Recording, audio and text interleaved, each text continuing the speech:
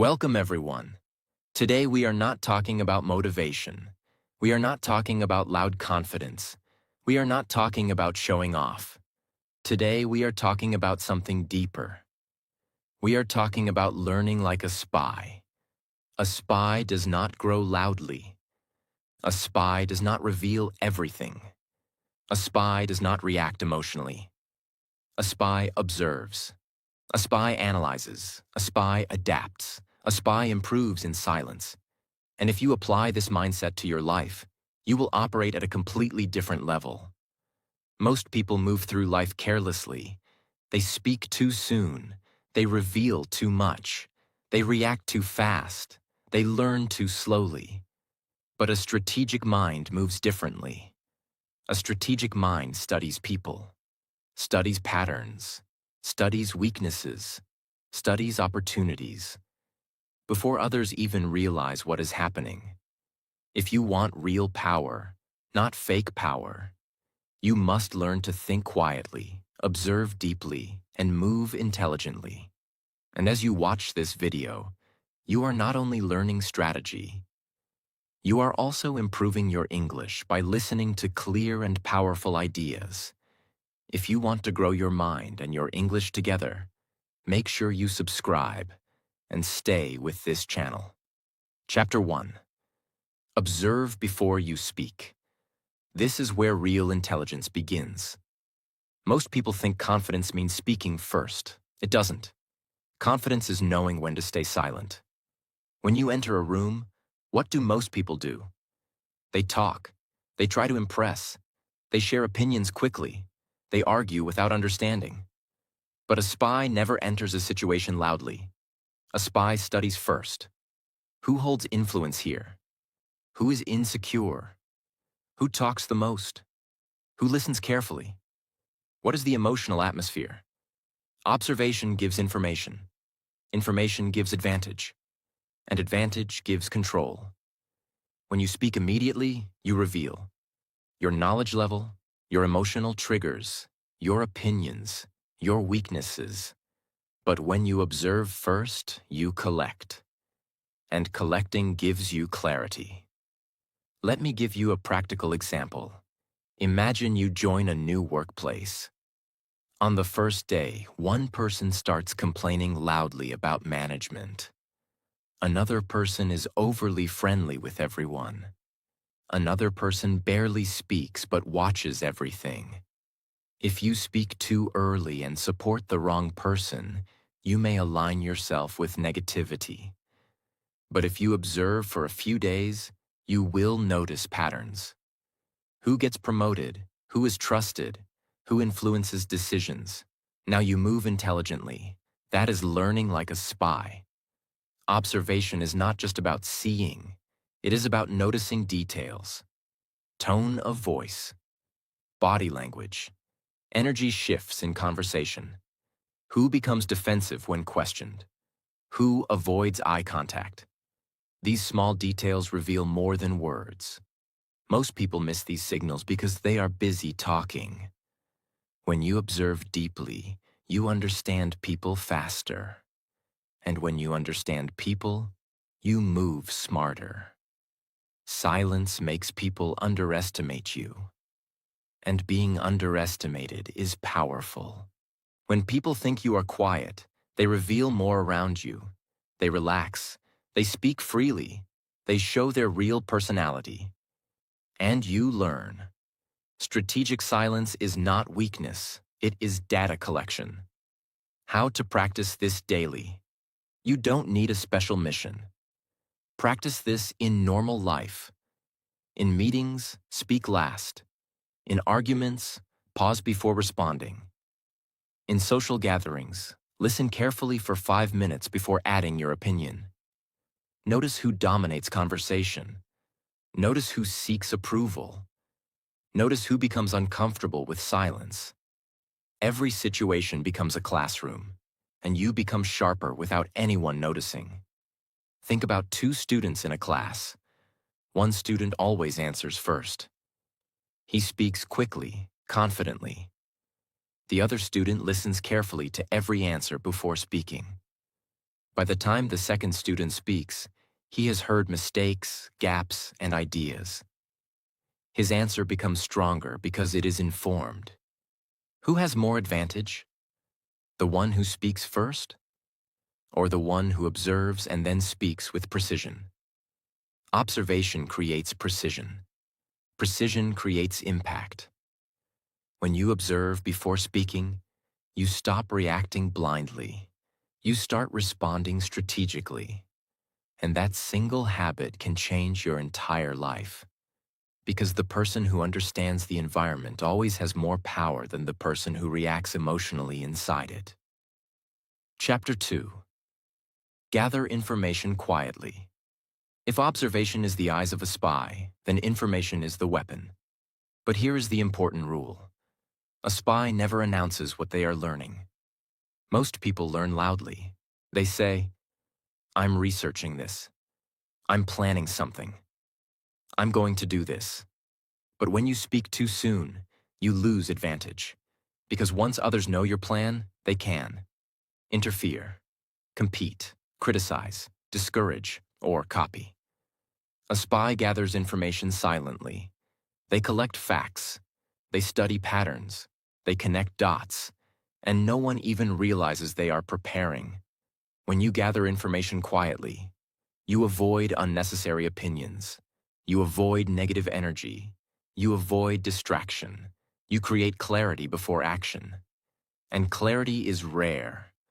Most people act before understanding. That is why they fail repeatedly. But when you understand deeply before moving, your decisions become precise. Information is not just facts. It is understanding people's motivations, understanding systems, understanding rules, understanding weaknesses, understanding timing. For example, before starting a business, most people jump in because they feel excited. But someone who gathers information quietly will study. Who is already succeeding? Why are they succeeding? Where are customers dissatisfied? What mistakes do beginners make?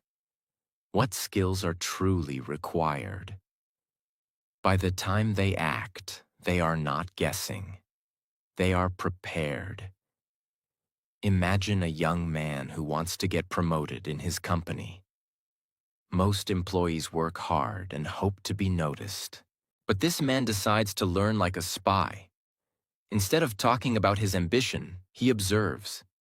He notices, who does the boss trust?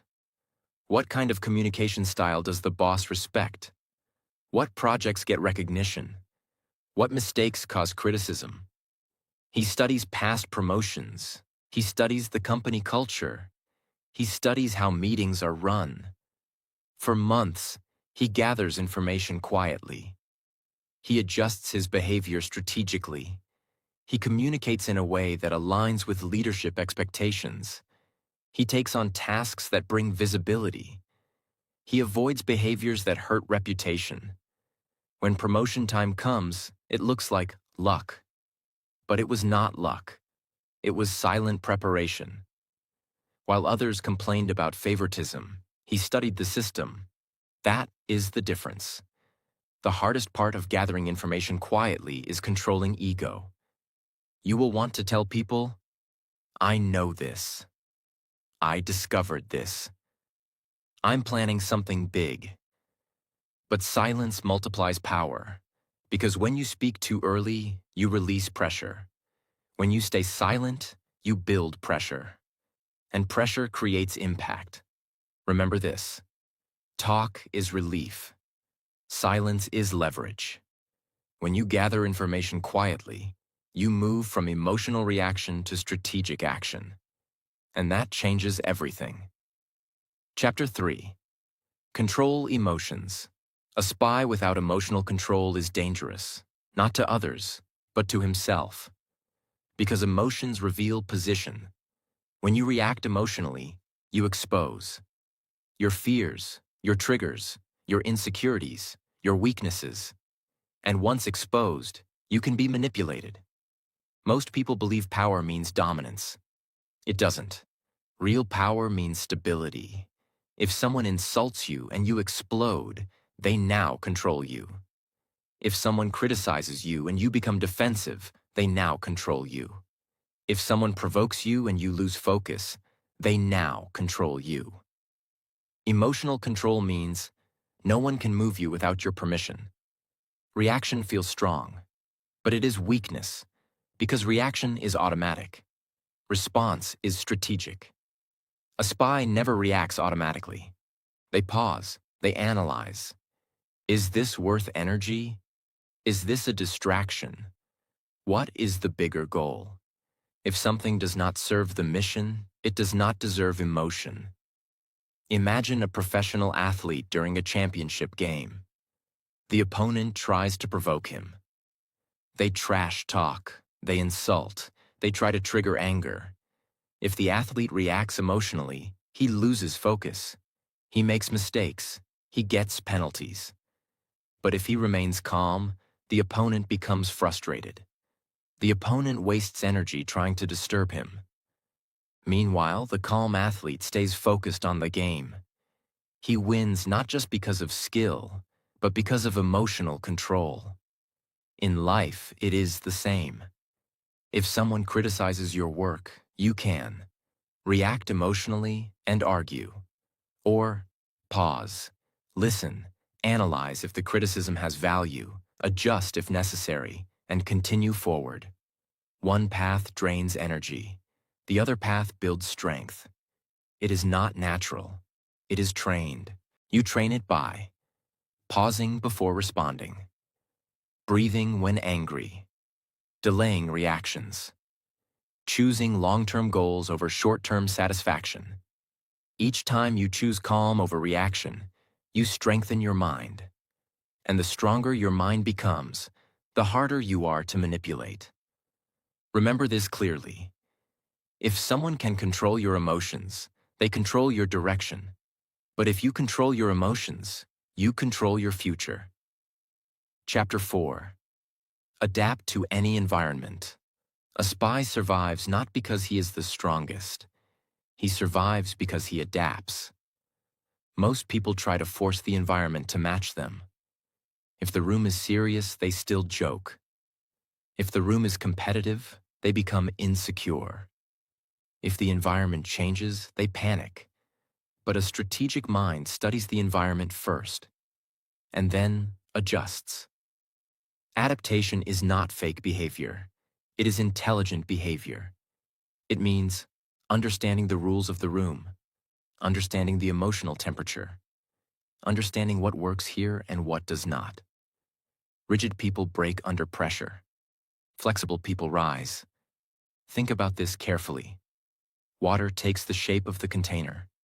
It does not argue with the container. It adjusts, and because it adjusts, it flows anywhere. But a rock does not adjust. And when force hits it, it cracks. Most people behave like rocks. They say, "This is just who I am." But a spy understands something deeper. Your core values stay the same. Your external behavior adapts strategically. If you are in a formal setting, you speak formally. If you are in a creative space, you loosen your tone. If you are in a competitive environment, you sharpen your focus. This is not weakness. This is mastery. To adapt well, you must notice how people communicate. What behavior is rewarded? What behavior is rejected? How authority functions? How decisions are made? Without observation, adaptation becomes guessing. With observation, adaptation becomes precision. That is why Chapter 1 and Chapter 4 connect. You observe first, then you adapt. Imagine a young professional who moves from a small company to a large corporate organization. In his old job, everything was informal. He could joke with managers. He could speak casually in meetings. In the new company, the culture is different. Meetings are structured. Communication is precise. Hierarchy matters. If he behaves the same way as before, he will appear immature. But instead of resisting the environment, he studies it. He notices how senior leaders speak. He observes how emails are written. He watches how meetings are conducted. Within weeks, he adjusts his tone. He becomes more structured. He speaks less but more clearly. He prepares before meetings. Now he fits the environment. He did not change who he is. He changed how he operates. That is adaptation. And adaptation protects growth. Some people fear adapting because they think it means losing identity. It does not. You can keep your values while adjusting your strategy. A spy does not forget who he is. He simply understands where he is. And the person who understands context always moves smarter than the person who ignores it. Adaptability is survival. Adaptability is intelligence. Adaptability is long-term power. Chapter 5. Train daily in silence. Most people love visible effort. They announce their goals. They post their plans. They talk about their ambitions. But a spy trains in silence. No applause, no validation, no attention. Because real skill does not need noise.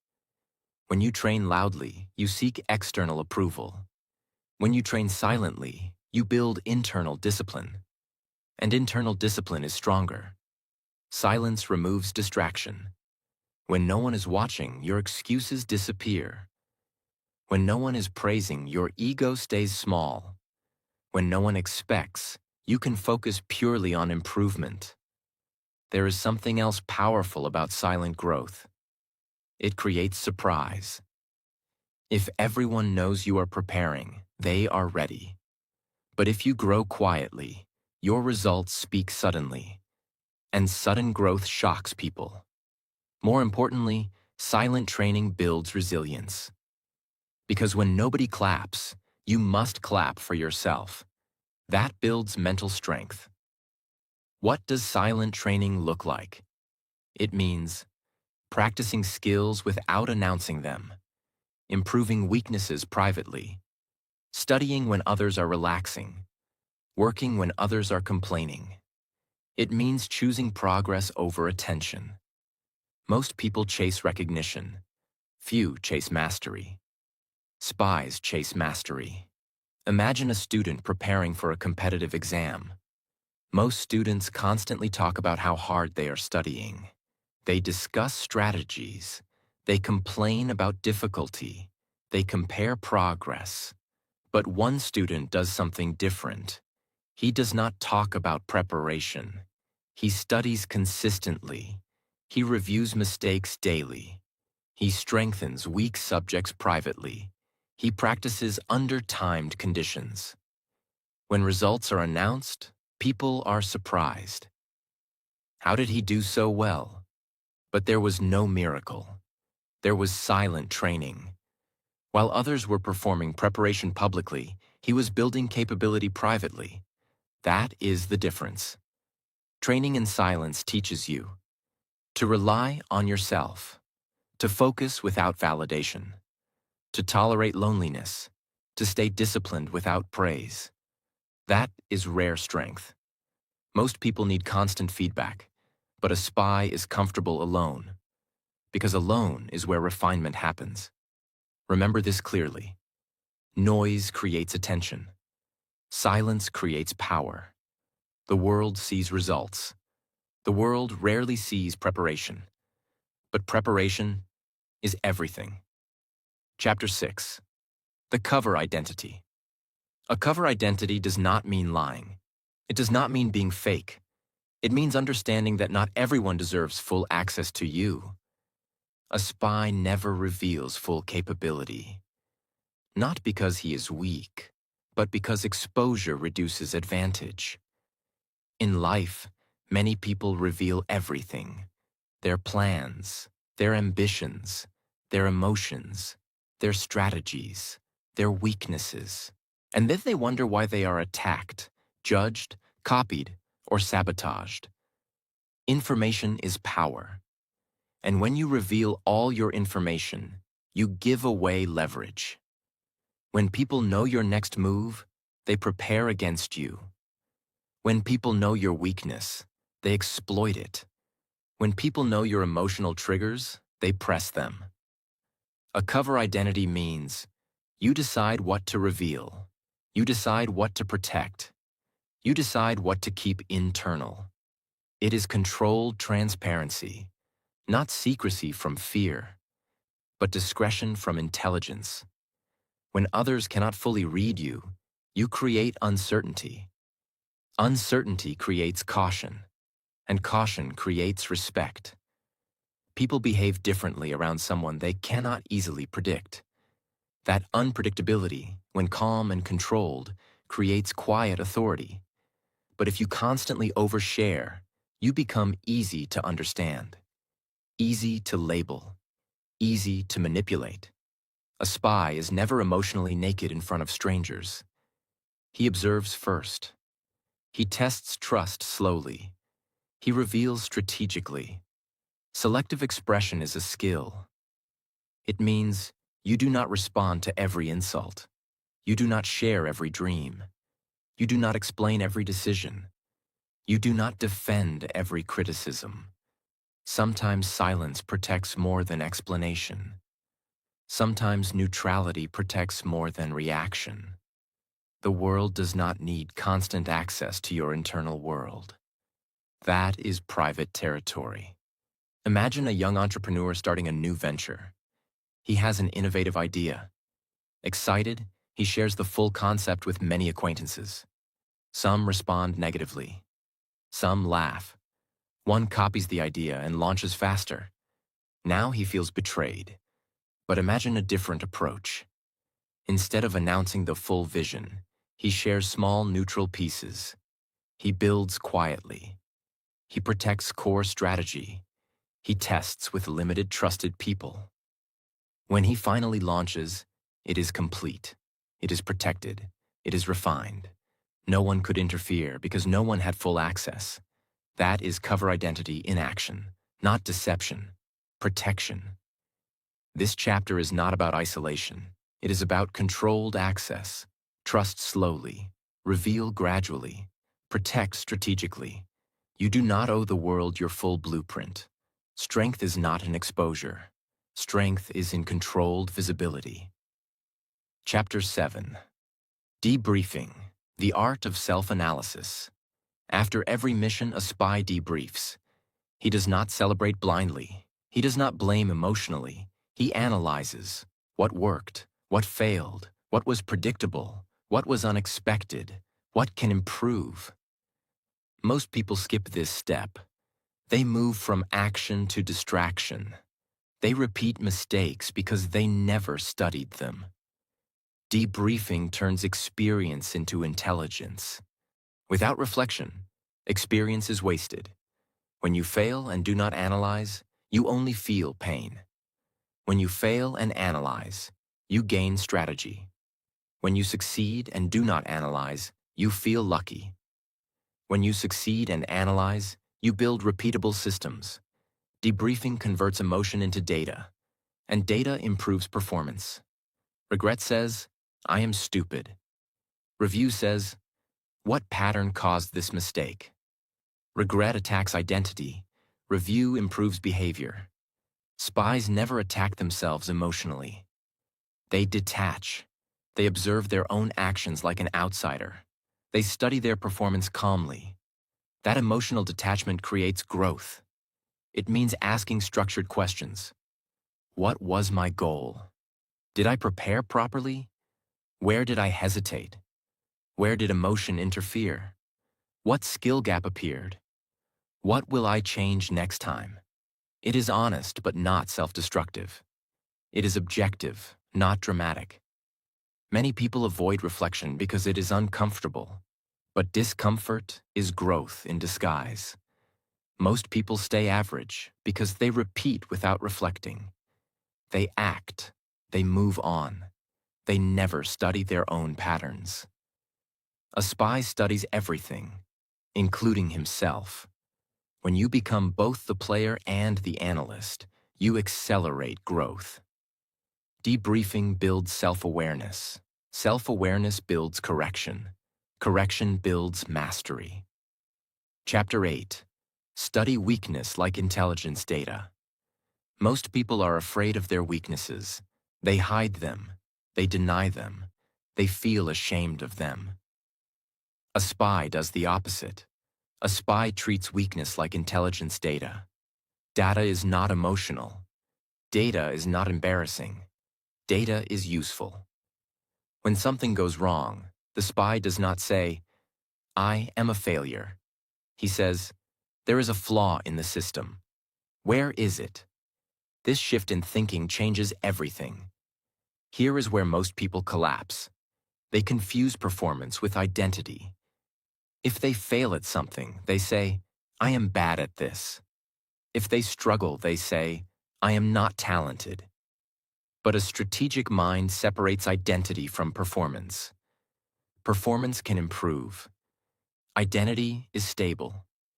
If you treat weakness emotionally, it becomes heavy. If you treat weakness analytically, it becomes manageable. And manageable problems can be solved. A spy never panics when a mission fails. He investigates. What assumption was wrong? What information was missing? What skill was underdeveloped? What preparation was incomplete? This creates improvement instead of insecurity. Most people avoid their weak areas. They focus only on strengths, but avoiding weakness creates blind spots, and blind spots are dangerous. Studying weakness closes blind spots. To study your weakness, you need maturity. You must be able to look at yourself without ego. No drama, no self-hate, no excuses, just clarity. For example, if you struggle with communication, do not say, "People don't understand me." Instead, ask, "Is my message clear? Do I speak too fast? Do I listen enough? Do I organize thoughts properly?" That is intelligence. Weakness is not an enemy. It is information waiting to be decoded. Imagine a young athlete who consistently loses in the final round of competitions. Instead of saying, "I am unlucky," he records his matches. He studies his performance. He notices something specific. In the final rounds, he becomes impatient. He rushes decisions. His breathing becomes irregular. His movements become less controlled. Now he has data. He trains specifically for high-pressure situations. He practices breathing techniques. He simulates final round stress during training. Next season, he performs differently. Not because he became magically stronger, but because he studied his weakness like intelligence data. And that changed the outcome. If you apply this principle in life, you stop fearing mistakes. You stop hiding flaws. You stop repeating errors blindly. You become your own analyst. And the person who can study himself calmly is extremely difficult to defeat, because improvement becomes continuous. Weakness becomes a tool, not a wound. Chapter 9. Listen more than you talk. Most people talk to feel important. Very few listen to gain understanding. Talking releases energy. Listening gathers power. When you talk, you reveal. When you listen, you collect. You collect information, intentions, insecurities, hidden motivations, contradictions. People reveal far more than they realize when they speak freely. But if you interrupt constantly, if you dominate conversation, you miss valuable signals. A spy listens not just to words, but to tone, pauses, hesitations, and emphasis. Listening gives access to depth. When you speak less, people project more. They assume things. They fill silence. They try to explain themselves further. And the more they explain, the more you understand. But if you talk constantly, you lose that advantage. Listening also slows emotional reaction. When you focus on listening, you reduce impulsive response. You create thinking space. And thinking space creates intelligent response. People trust those who listen. If you allow someone to speak fully, without interruption, without judgment, they feel respected. Respect builds influence. Influence builds authority. Authority builds impact. All from listening. If you gather more perspectives, you reduce blind spots. Many bad decisions happen because someone spoke too early without understanding all variables. Listening expands context. Expanded context improves strategy. Imagine a negotiation between two business partners. One partner dominates the conversation. He speaks aggressively. He pushes his terms quickly. The other partner listens carefully. He asks questions. He lets the other person explain their position fully. He studies tone changes. He notices hesitation when certain numbers are mentioned. From listening alone, he understands. Where flexibility exists, where insecurity exists, where emotional attachment exists. When it is his turn to speak, he targets precisely. He proposes terms aligned with hidden concerns. The negotiation ends in his favor, not because he spoke louder, but because he listened better. Listening requires restraint. Restraint requires ego control. You must resist the urge to interrupt. Resist the urge to prove yourself. Resist the urge to respond immediately. That restraint builds mental strength. And mental strength builds strategic advantage. The person who listens deeply understands deeply. The person who understands deeply moves precisely, and precision wins more than noise ever will. Chapter 10. Control emotions before they control you. Without emotional control, observation collapses. Listening becomes biased. Adaptation becomes forced. Debriefing becomes self-attack. Emotions are powerful, but unmanaged emotions are dangerous. A spy is not emotionless.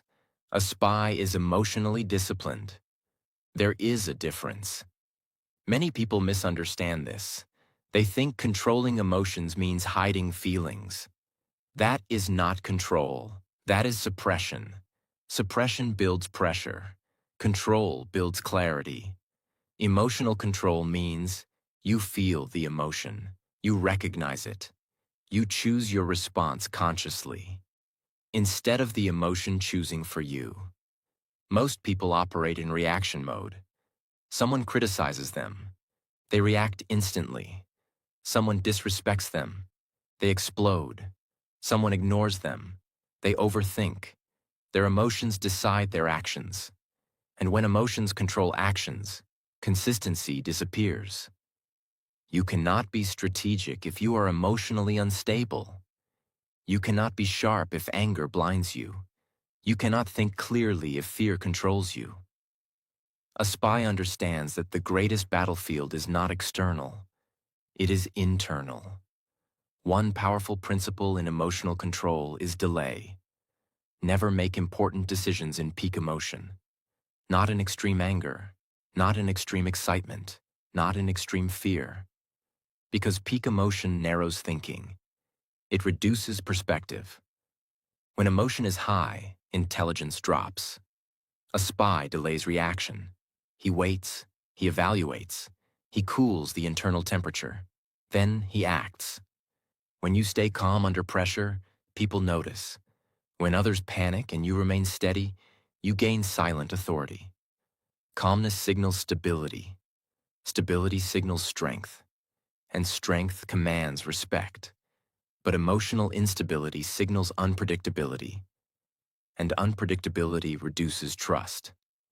This is why leaders, negotiators, and high performers train emotional control. Because without it, skill is useless. Imagine a manager leading a team during a crisis. A major project fails. Deadlines are missed. Clients are angry. The team is stressed. If the manager reacts emotionally, shouting, blaming, panicking, the team becomes more unstable. Fear spreads. Confidence collapses. But imagine instead, the manager pauses. He listens to the situation fully. He speaks calmly. He says, "We made mistakes. Let's break this down step by step." He separates emotion from analysis. He assigns responsibility without aggression. He focuses on solutions instead of blame. The team stabilizes. Why? Because emotional control created clarity, and clarity created direction. That is power. They speak words they later regret. A spy always asks, does this emotional reaction serve the mission? If not, it is discarded. Emotions are temporary. Consequences are permanent. Strategic minds prioritize consequences over impulses. This is not automatic. It requires pausing before speaking, breathing before reacting, questioning your internal story, asking, what is the smartest move here? Each time you choose calm over chaos, you strengthen mental muscles. Over time, calm becomes natural. And when calm becomes natural, you become dangerous in a good way. Because you cannot be manipulated easily. You cannot be provoked easily. You cannot be destabilized easily. Emotional control is not just about staying calm in public. It is about managing internal narratives. When something goes wrong, your mind creates stories. They don't respect me. I am not good enough. This always happens to me. A spy challenges those stories. He asks, is this fact? Or is this emotion speaking? This separation protects mental clarity. Clarity protects direction. Direction protects progress. When you master emotional control, you think clearly under pressure. You respond instead of react. You protect relationships.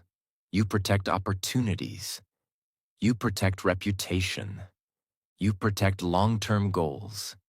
Emotional control is internal armor, and internal armor is stronger than external force.